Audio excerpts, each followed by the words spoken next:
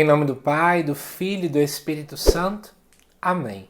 Amado irmão, amada irmã, é com muita alegria que estamos aqui para juntos estudar e meditar o Evangelho que a Igreja nos propõe neste 17º domingo do tempo comum do ano C. Uma vez que o Evangelho é um pouco grande, nós vamos fazer o seguinte, eu vou ler parte por parte e vou já pausando para poder comentar, para que acabe eu não tendo que ler ele todinho para depois voltar para outros pedaços dele, tá certo? Então vamos lá. Assim vai começar o Evangelho. Se encontra lá em Lucas 11, versículo de 1 a 13. Jesus estava rezando num certo lugar. É assim que o Evangelho inicia. Amados irmãos e irmãs, é importante você entender que dos 4 evangelistas que nós temos em nossa Bíblia, Lucas é o evangelista conhecido como evangelista da oração. Lucas acaba descrevendo mais momentos do que os demais em que Jesus está rezando. E é interessante que sempre, antes de ter algo muito importante dentro do Evangelho, ou seja, antes de Jesus tomar uma decisão, antes de dar um grande ensinamento, sempre aparece Jesus rezando. É como se Lucas dissesse para a gente que a oração ela é fundamental antes de todas as coisas que são importantes na nossa vida. Então veja, Jesus estava rezando, não sei qual é o lugar, mas ainda no versículo 1 diz assim: Quando terminou, um de seus discípulos pediu-lhes: Senhor, ensina-nos a rezar, como também João ensinou a seus discípulos. É interessante, em primeiro lugar, você entender que os discípulos aqui não estavam, na verdade, desejando uma oração decorada. É porque o que acontecia naquele tempo.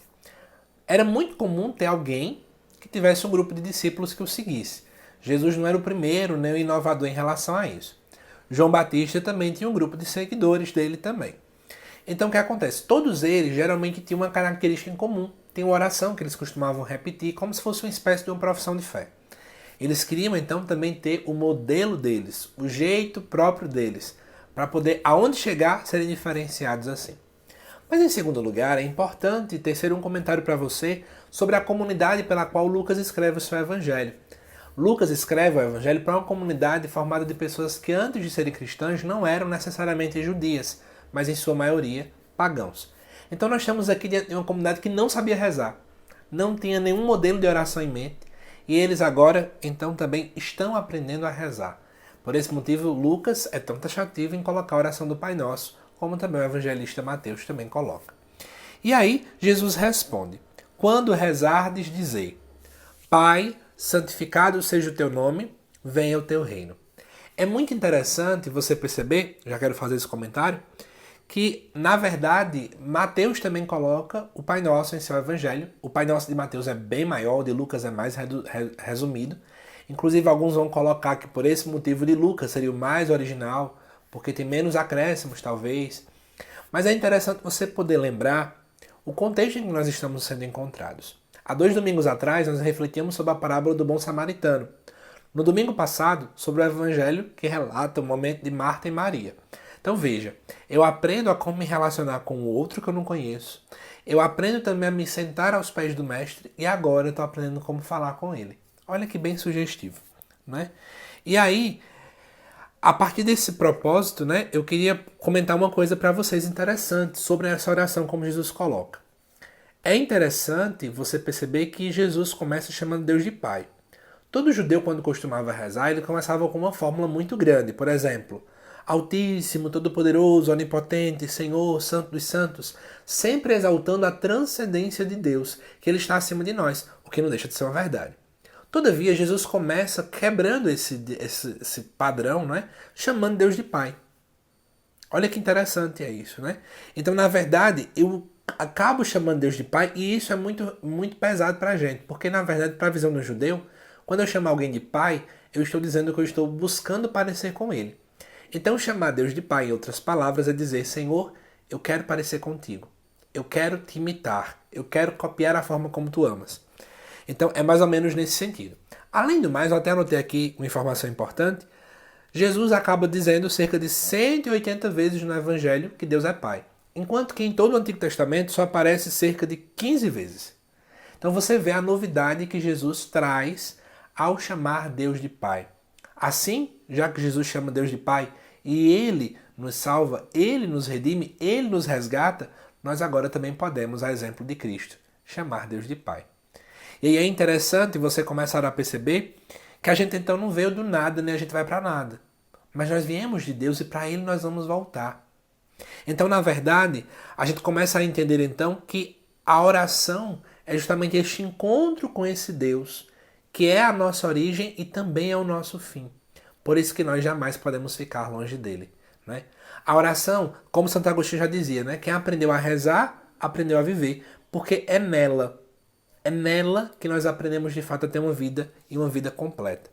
Só que, na verdade, né, eu acabo, na minha oração, quando eu chamo Deus de Pai, eu acredito na pessoa de Jesus Cristo, porque é Jesus quem disse isso.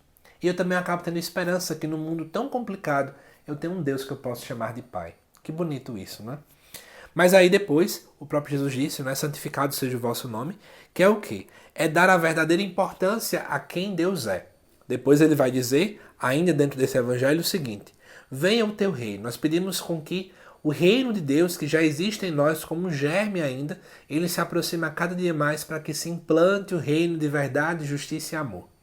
Depois, dai-nos a cada dia o pão de que precisamos. É interessante você perceber que nós pedimos a Deus o pão de cada dia, o pão de alimento, né? O pão físico, não é pão espiritual. Ou seja, eu compreendo que a própria alimentação minha é dom de Deus. Olha que interessante. Depois, perdoa os nossos pecados, assim como nós perdoamos a todos os nossos devedores. Aqui, nós também compreendemos claramente, né? Eu digo que o Senhor nos perdoe na medida como nós perdoamos o outro. E isso aqui é um comprometimento extremamente sério. Por fim, e não nos deixes cair em tentação. E o que eu quero falar algo sobre a palavra tentação, né? Em grego, a palavra tentação seria peirasmos, que aplicado a quem é discípulo, a quem é cristão, seria algo como desistir, abandonar, ou seja, Senhor, não nos deixe desistir ou abandonar a missão diante dos obstáculos. Dai-nos a graça da perseverança. Mesmo quando o mal vier sobre nós, que nós possamos ter força. Né? E aí depois, olha o que é que acontece. Jesus então acrescenta. Aí começa então uma parábola. Se um de vós tiver um amigo e for procurá-lo à meia-noite e lhes disser: amigo, empresta-me 3 pães, porque um amigo meu chegou de viagem e nada tenho para lhe oferecer.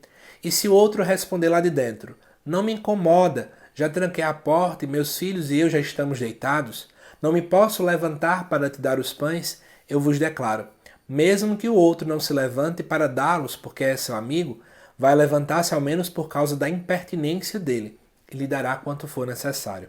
Portanto, eu vos digo: pedi e recebereis, procurai e encontrareis, batei-vos será aberto, pois quem pede recebe, quem procura encontra, e para quem bate se abrirá. Será que alguns de vós que é pai, se o filho pedir um peixe lhe dará uma cobra? Ou ainda, se pedir um ovo lhe dará um escorpião? Ou se vós que sois maus sabeis dar coisas boas aos vossos filhos, quanto mais o Pai do céu dará o Espírito Santo aos que o pedirem. É claro que aqui Jesus continua no mesmo tema da oração. E nessa parábola é bem interessante você entender a hospitalidade de um judeu. É interessante você saber que se alguém chegasse na sua casa, você tinha que ter comida para oferecer. E olha que interessante, chega-se à meia-noite para poder buscar na casa do vizinho. Meia-noite seria o ponto alto da noite, o momento mais escuro. Né? Ou seja, no momento da nossa maior angústia. Nós vamos lá, pedimos. É mais ou menos assim que Jesus disse: ó, você vai pedir, ele não quer levantar, você pede de novo, fica lá insistindo. 1 hora, ele vai abrir de tanto que você insistiu. É claro, aqui Jesus não está querendo dizer que a gente incomoda Deus não, tá bom? Mas ele está querendo chamar a atenção para a perseverança. Para não sermos homens e mulheres fracos na nossa vida de oração. Que se cansam fácil, que não insistem, que não buscam pedir a Deus essa graça. Né? E aí, depois ele vai falar que é preciso pedir e assim a gente vai receber, é preciso procurar e assim eu vou encontrar, é preciso bater para que então seja aberto. E ele inclusive relembra, né? Se nós seres humanos, que somos pecadores, que somos limitados, que temos um zilhão de falhas, nós ainda damos algo de bom quando alguém nos pede algo, imagina o Pai. Que isso fique de lição para nós. Nós precisamos voltar a uma vida de oração praticante, né? Nós precisamos, amados irmãos e irmãs, não fugir jamais da vida de oração. E é entendendo que Deus sempre nos ouve. Assim como na primeira leitura, Deus escutava Abraão. Assim como o Salmo também nos revelou essa realidade. Nós precisamos saber que Deus deseja ter intimidade conosco. A oração é a união de 2 sedes. A minha sede por Deus e a sede que Deus tem, que eu tenha sede dele. Então que você não tenha medo. Busque sempre rezar. E se talvez você está muito distante da sua vida de oração, volte. Deus te espera. Que Deus te abençoe, amado irmão, amada irmã, e até o nosso próximo vídeo.